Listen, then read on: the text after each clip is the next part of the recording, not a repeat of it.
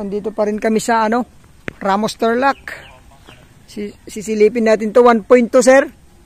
1.2 hectares. Ito along Barangay Cemented Road. Saan palabas to sir? Ramos sir. Labas din. Ramos from Provincial Road. Mga ilang kilometro sir? Mga 1 kilometer lang. Lapit lang Ito na po yung umpisa ng lupa natin. Pag ganyan. Sa may suha. Tapos kumaliwa. Tingnan natin mamaya. Pasilip ko po muna itong frontage natin. Power line. May internet siya. Internet yan sir Pero sigurado may dito, ang daming bahay May power line sila. Ayan po, may mangga tayo. 4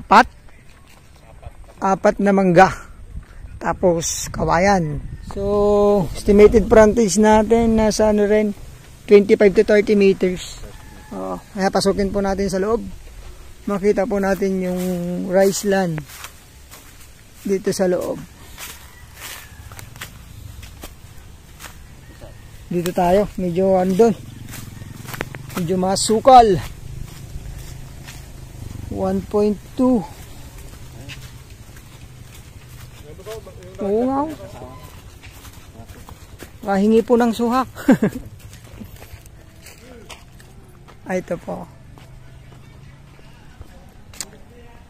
Tapos ito diretso po yan.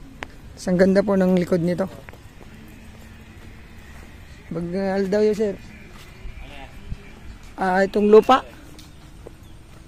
Tinitignan po namin itong lupa.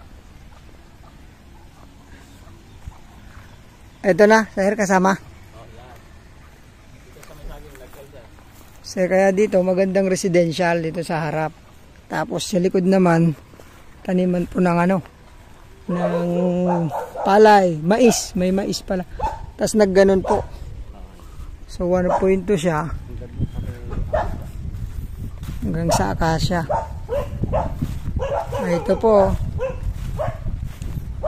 Diretso po yan. Yung wala pong tanim, di po kasali. Tapos itong may tanim. Ayan, diretso dun sa may akasya. Ayun. Akasya. Tapos yan naman, kumaliwa. Kumaliwa, sir. Tapos pag ganun na, diretso. So, 1.2 po ito, sir, ma'am. Yun, may residential rice land. Pwede siyang taniman ng palay, gulay. Tapos, pwede nyong gawing kalamansi farm. Pwede. Kasi sa harap, residential nyo na po May mangga tayo doon, 4. Tapos may mga kawayan din. Ayun po, dito ako sa Ramos ngayon, Tarlac po.